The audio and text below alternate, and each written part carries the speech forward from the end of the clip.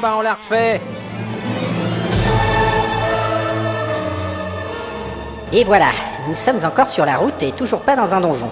Enfin, disons que ça ne devrait pas tarder.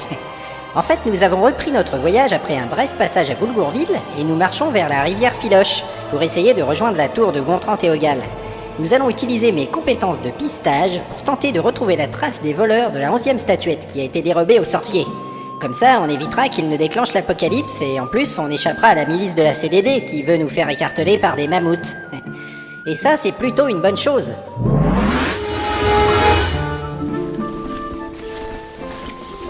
Je n'aime pas trop ces nuages. Y a pas grand chose pour s'abriter ici. Chier. C'est moins dangereux comme ça. On ne risque pas de se faire surprendre par des bandits. Du genre le bandit Tarken. Ils peuvent toujours se cacher dans ces gros buissons là-bas au bord de la route. Oh non! Mon peuple vit dans une plaine comme celle-là. C'est la grande plaine de Creed. C'est très intéressant. Ouais. On chasse les grands animaux à la lance et on fait la course avec les fauves qui veulent voler la viande. Les femmes font des bottes avec la peau. Et le soir, on mange et on dort. Ça ne laisse pas beaucoup de place pour la lecture, tout ça. Et qu'est-ce qu'on va faire si on rattrape les autres aventuriers? Est-ce qu'on doit préparer un plan? Bah, il faut déjà savoir combien ils sont, hein, et puis quel est leur niveau, et avoir des détails sur leurs compétences. Et s'ils ont un sorcier avec eux? Ensuite, on peut parlementer, pour leur expliquer le problème et récupérer la statuette qui ne précipitera pas la fin du monde. Ou bien, on leur échange contre une autre statuette. On peut aussi leur voler dans leur sommeil, et ne rien leur expliquer du tout. On n'a plus de voleurs avec nous. Et puis tes compétences à toi, on a vu ce que ça donnait. Ah, et c'était juste pas de chance. En tout cas, pour un sujet aussi important que la statuette, on n'essayera pas ce coup-là. Ou alors on rattrape les aventuriers et on les pulvérise. Ouais. Poludique et Kaldabou et Tofalak à Clupidi. Quoi? De toute façon, ça ne sert à rien de faire des plans parce que rien ne se passe jamais comme on avait prévu. C'est vrai. Bon, bah faudra pas vous plaindre si ça foire, hein. Ça sera quand même de ta faute. Oh là là, non, voilà que ça tombe. Ah, ça pourrait être pire, il pourrait pleuvoir. Quand on se téléporte, on évite la pluie. Ah non, ça suffit. Et là... Oh, et j'y suis pour rien si t'as récupéré 9 jambes. Sale menteuse. Bon alors, vous avancez. Bon, nous avons marché pendant 2 heures depuis Boulgourville, dont 1 heure sous la pluie, hein. La pluie, finalement, c'est sympa, surtout avec l'elfe qui danse devant nous. Car on peut voir sa culotte elfique à travers sa jupe, celle avec la ficelle. Ce serait mieux, bien sûr, si elle arrêtait de chanter ses comptines stupides. Je pense que nous allons dans la bonne direction, mais l'autre taré au chapeau refuse de vérifier avec son géolocateur truc. Elle a peur qu'il ne soit mouillé. Voilà.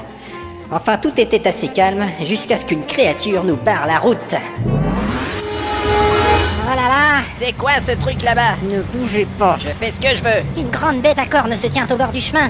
Elle a posé sa patte sur le sentier et tourne vers nous son mufle suintant de bave. Ah. Elle mesure bien 2 mètres au garrot. Eh ben. Ton sang, c'est balèze. Encore plus gros que la taupe garou. Là, le problème, c'est qu'avec la longueur de ses cornes, moi j'ai pas assez d'allonge pour la taper. J'ai les bras trop courts. Ce n'est pas un monstre, c'est un bœuf sauvage. On appelle ça Bœuf primigenius. Il se nourrit de végétaux qui poussent dans la plaine. Un auroch. C'est ça qu'on chasse avec des lances dans la plaine de Creed. Et je suppose que tu n'as pas de lance avec toi. Non. Chiotte. Si vous voulez mon avis, il faut plus qu'un coup de lance pour abattre une bestiole de cette taille. Quand on chasse, on est aussi nombreux que les doigts des mains. Ah. Sauf pour Trod le Massif. Hein? C'était un gars de mon clan. Il partait tout seul et il balançait une enclume entre les cornes. C'était marrant. C'est toujours pratique une enclume, mais j'en ai pas sur moi. Mais vous êtes pas bien. Quel genre de type chasse avec des enclumes? Trod le massif. Alors, qu'est-ce que vous faites? On va pas rester là quand même. On pourrait faire un détour d'1 ou 2 kilomètres. On passe à côté du chemin en utilisant le couvert des buissons. Et on fait gaffe au vent pour éviter qu'il nous détecte. Il nous a déjà vus. Puisque je vous dis que c'est pas un monstre. Moi j'ai une bonne idée. Avec ma pioche, je peux creuser une grande fosse comme on fait pour les ours géants des montagnes. Ensuite, on jette des pierres au monstre pour l'énerver. Alors il court, il tombe dans la fosse. Après, on peut le découper en morceaux et on va au village pour vendre la viande et la peau. Et avec les cornes, on fait des manches de couteau et on mange un gros steak. Mis à part le fait que ça prendrait 2 jours, je te signale quand même qu'on n'a rien pour transporter une tonne de viande et qu'on n'est pas parti à la chasse et qu'on doit empêcher le monde de sombrer dans la couette de Dlul. Mais on peut construire une charrette aussi. Alors, je dois atteindre le niveau 5 pour contrôler les grands mammifères. Ça m'étonnerait que le contrôle mental des rongeurs aboutisse à quelque chose sur un auroch. Moi La aussi. dispersion astrale a 97% de chance d'échouer. La malédiction du bras droit ne fonctionne que sur les bipèdes. Sinon, j'ai l'éclair en chaîne, mais ça va tout juste énerver à mon avis. Car j'ai besoin d'un magnificateur de puissance et du niveau 4 pour arriver à... Non, mais qu'est-ce qu'elle fait? L'elfe se rapproche du monstre. Ah là là là là là là là là. On n'est plus qu'à 5 mètres, 4 mètres, 3 mètres, 2 mètres. Oh là là là là, elle approche sa main. Ah, la conne!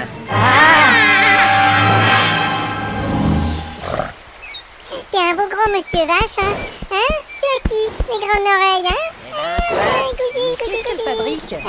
C'est à qui les grandes oreilles qui bougent? Et les grosses cornes, hein? Goody, goody, goody. Ah, t'es un gros topolpolopilou. Quoi? Alors ça y est, tu t'en vas? Attention, les petits oiseaux! Oh mais non!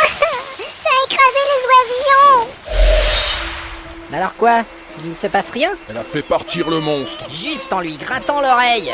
J'hallucine. Mais c'est quoi cette compétence bizarre? Ça existe? Je sais pas, mais c'est vraiment un truc d'elfe.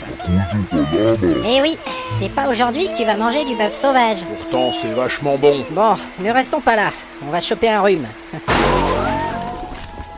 Chez nous, on ne chasse pas les animaux, on est comme des copains. Enfin, surtout les herbivores. Parce que des fois, on a quand même des problèmes avec les ours et les loups, les panthères et les tigres ou les gros dinosaures qui mangent les autres. Super! C'est pas tellement grave, mon oncle Yalonil arrive à leur faire peur avec des enchantements. Mais la plupart du temps, ils ne peuvent pas nous voir parce qu'on est camouflés dans les arbres et qu'on marche sans faire de bruit. Ah ouais, c'est trop classe. C'est pour ça qu'on n'a pas des armures de cuir ou des côtes de maille, hein. En plus, c'est lourd et puis c'est compliqué à entretenir et les cheveux longs se coincent dans les anneaux.